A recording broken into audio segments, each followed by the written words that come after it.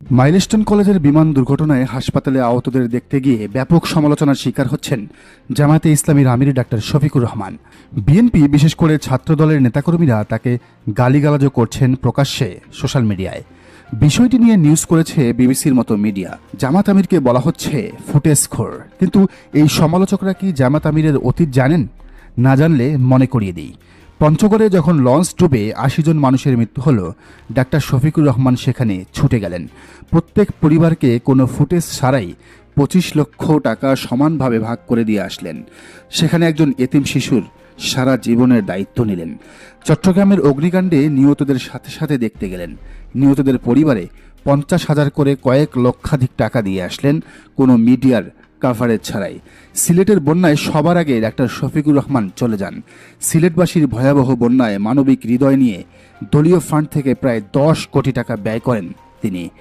কোনো মিডিয়াতে আসে নাই এগুলো। জুলাই শহীদদের পরিবারের পাশে ডাক্তার শফিকুর রহমান ছুটে গেলেন। প্রত্যেক শহীদের পরিবারকে ২ লাখ করে টাকা দিলেন। মাগুরার সেই শিশু আছিয়ার পরিবারের পাশে যখন কেউ নেই, তখন এই জামাত আমির ডাক্তার শফিকুর রহমান সেখানে ছুটে গিয়ে পুরো পরিবারের দায়িত্ব নিয়েছেন। কই, তখন তো তাকে ফুটেজখোর বলা হয়নি। আজকের যখন আগুনে দগ্ধ মানুষের কাছে ছুটে গেলেন, তখন তিনি ফুটেজের রাজনীতি করছেন, তাই না? হ্যাঁ, এটা ঠিক। ওখানে ওই সময় রাজনৈতিক নেতারা যাওয়াতে কিছুটা সমস্যার সৃষ্টি হয়েছিল, কারণ তাদের কর্মীরাও নেতার সাথে ভিতরে গিয়েছিল। কিন্তু জামাত আমিরের ব্যাপারটি ছিল পুরোপুরি ভিন্ন। প্রথম কথা, তিনি একজন ডাক্তার, সাবেক বিসিএস স্বাস্থ্য ক্যাডার।